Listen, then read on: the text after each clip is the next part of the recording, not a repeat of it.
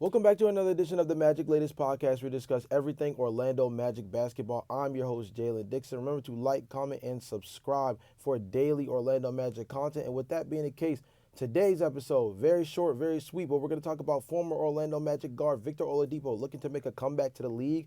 The Thunder take down the Orlando Magic Summer League to drop the Magic to 0-3 throughout this time frame. The Lakers have a proposed trade to the Magic that can move Jonathan Isaac for the Magic to target more shooting, and Jeff Weltman shares with the media his expectations for the Orlando Magic going into next season. Let's get right into today's episode, starting off with Victor Oladipo. After not playing for the last 2 years due to an ACL injury, Victor Oladipo is looking to make a comeback. News says that Oladipo played full court 5-on-5 in a group workout of international pros. Multiple team sources in attendance came away impressed with Oladipo, described as being in excellent shape as he pursues another comeback. Victor Oladipo was doing some one-on-one and 5-on-5 drills in Las Vegas in front of international and NBA scouts. The former most improved player winner is actually kind of he's positioning himself in a real way to not just make a comeback to basketball, but has a real opportunity of coming back to the league. He said on social media, "I know I can help any team in any role in any way. I also know the people want to see me succeed in this game and play at the highest level again. My injuries are behind me and it will never happen again." Famous last words, a little dangerous to be throwing out that you might never have an injury again, but it's good to see that Oladipo is at full strength. This was one of the most dynamic guards in the NBA at one point. Obviously, his most notable tenure was with the Orlando Magic. In 3 years with the Magic, he averaged 15.9 points per game, 4.4 rebounds, 4 assists, and I believe he was second in the Rookie of the Year race in 2014 as well. So this is a guy that can be highly productive as the on-ball chops, as an on-ball creator. We know him for being more of a slashing type, ability to get to the basket at a high rate. Now with the spacing elements that's been implemented over the last couple of years, obviously, yes, he played in 2022, 2023 with the Miami Heat where he was relatively productive. I believe he averaged around 10 points a game and was serviceable. But I think that with the three ball being king so much more now, 2 to 3 years later, or just as prominent now, 2 to 3 years later, Victor Oladipo is going to have to learn how to continuously stretch the floor as a knockdown three-point shooter, because he's a guy that's more known for getting downhill and getting to the rim. I do think that he could be very productive on any kind of basketball team, but what his skill set is as an on-ball creator, he could be a secondary guy off-ball that creates decoy opportunities. He's a very good backdoor cutter. What kind of teams would be interested in Victor Oladipo? That would be the interesting spot. I think one of the more notable names right now would be a team like Denver. Denver would be really interesting because I believe that they still need to address backup point guard behind Jamal Murray. Obviously, there's a real chance they might be able to bring Russell Westbrook back, but if they're unable to do so, if they're not able to agree on a simple price point, somebody who could be extremely affordable and come in on a prove it deal like Victor Oladipo, given not only his health history, but how far he's been away from the game, that could be an interesting backup point guard situation for him to come in and be dynamic next to a guy like Jokic, and a guy like Jokic as a passer with the spacing they've also acquired over the summer. We're bringing back guys like Bruce Brown and Cam Johnson.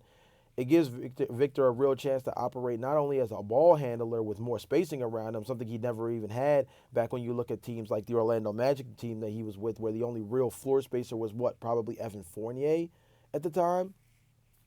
You look at a guy like Vic with that kind of passing from Nikola Jokic and or the spacing that they've acquired, and I mean he could be a downhill demon. So Denver could be a really interesting spot for him.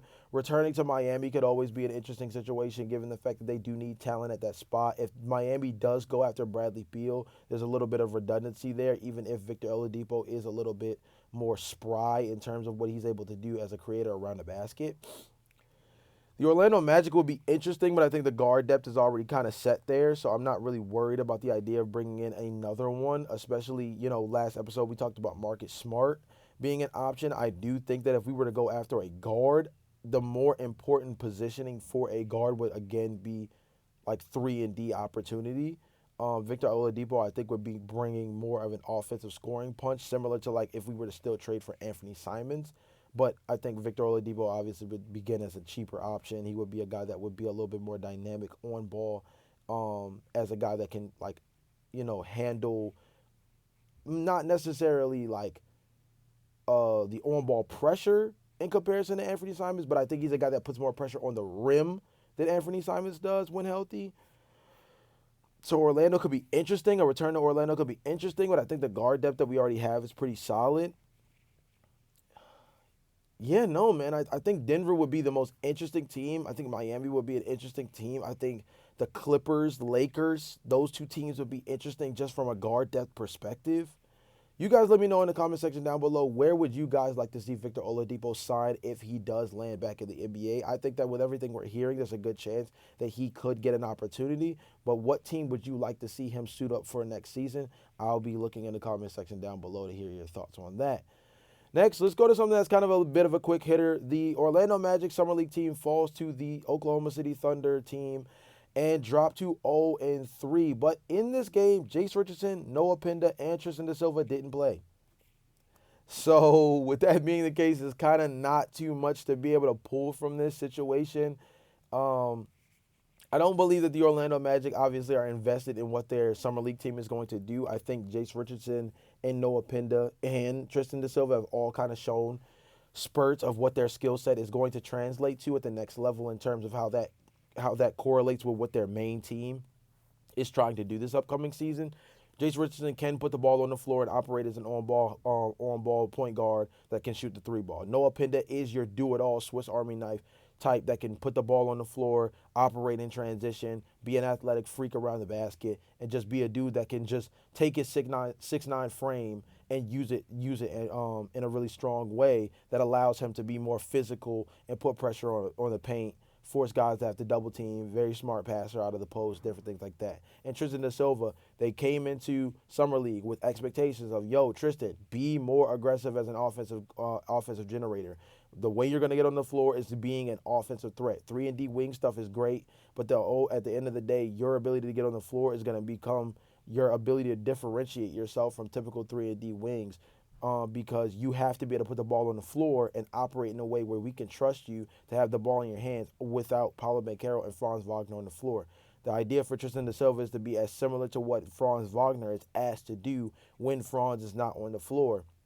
A lot of that comes with being able to be a primary ball handler. We saw a lot of that throughout Summer League in a real way, and you have to be happy with what you've seen, even if the Orlando Magic squad itself didn't necessarily put up any wins in the win column over the last 3 games. So not too much more to really go into this one. Summer League is obviously a catch-22 because you don't want to overinvest anything into what you see, but you do like to take certain things away when you see flashes here and there of what could be productive at the next level.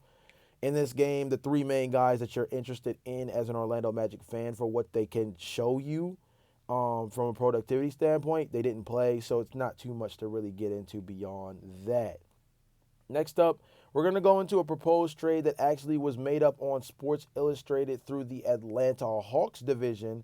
And the Atlanta Hawks division of Sports Illustrated proposed a trade that would help the Orlando Magic add 3-point shooting to their roster and in turn would move Jonathan Isaac to the Los Angeles Lakers. In this trade proposal, the Atlanta Hawks will receive Caleb Houston from the Orlando Magic. The Magic would get Gabe Vincent, Dalton Connect, the 2026 second-round pick from Atlanta, 2029 second-round pick from Atlanta via Cleveland, and an unprotected 2031 first-round swap while the Lakers get Jonathan Isaac.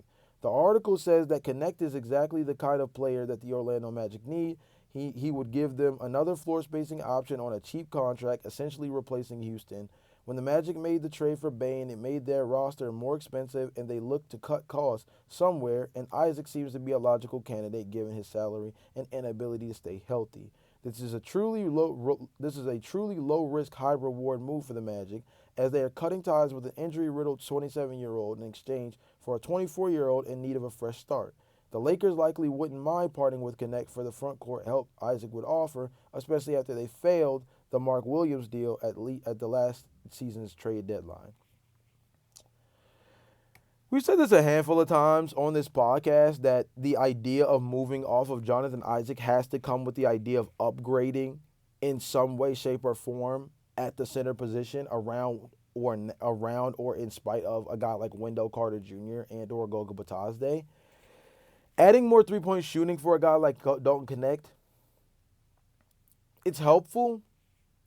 I don't know how necessary it is.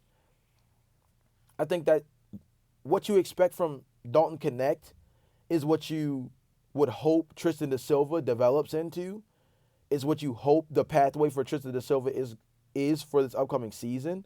I feel like by bringing in Dalton Connect, yes, you're bringing in a guy who needs a fresh start, but you're also having him in a situation where he's going to be competing for minutes with a guy like Tristan. He's also already going to be behind guys like Franz Wagner and Paulo Banchero at that forward spot.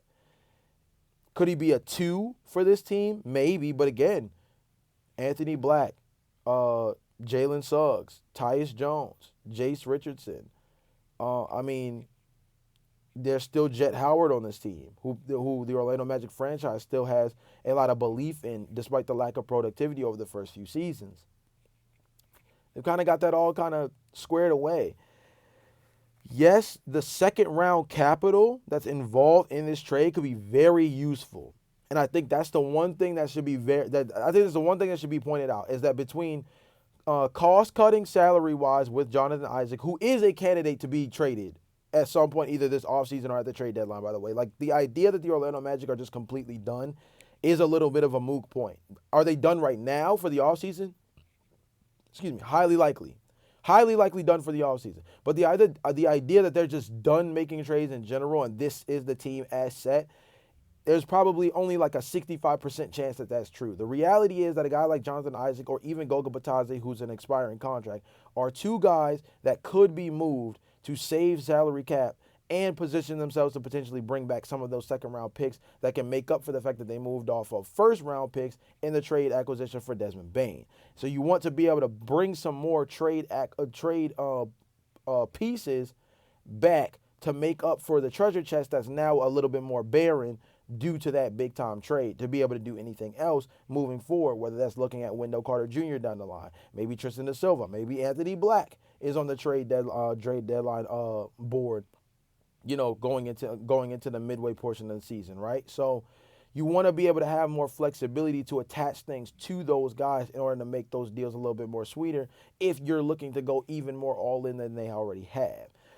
Jonathan Isaac is a big candidate to be moved either before the offseason is over or by the trade deadline. But at the same time, I don't think that acquiring more guard/forward depth is the way to do it, even if these second-round picks are attached to it. The goal should still be to upgrade at the center position. It's why, despite the fact that I wasn't super crazy about the actual package, it's why I was more interested in that Nicholas Claxton trade proposal that we discussed a few episodes ago. That's the kind of thing where, yes, even though he's very duplicative with Goga Batazde, he's signed long-term. He provides similar, if not maybe a little bit more, athleticism and consistency on the defensive end as Goga Batazde. And at least it's a center-for-center position where you have a long-term center signed, and he gives you a lot of the same productivity in a way that can make you feel comfortable about having a center rotation that still has, I believe in that trade situation, they would still have Wendell Carter Jr. and they would have Nicholas Claxton as well, which would be a solid 1-2 punch at the center position. So with this being the case, I'm not super crazy about moving Isaac if it's for somebody like Dalton Connect, even if second-round picks are attached to it. But maybe I'm tripping. You guys let me know in the comment section down below. Is Dalton Connect enough? Dalton Connect and Gabe Vincent and a couple of seconds good enough of a package to move off of Jonathan Isaac with the kind of depth that we have right now?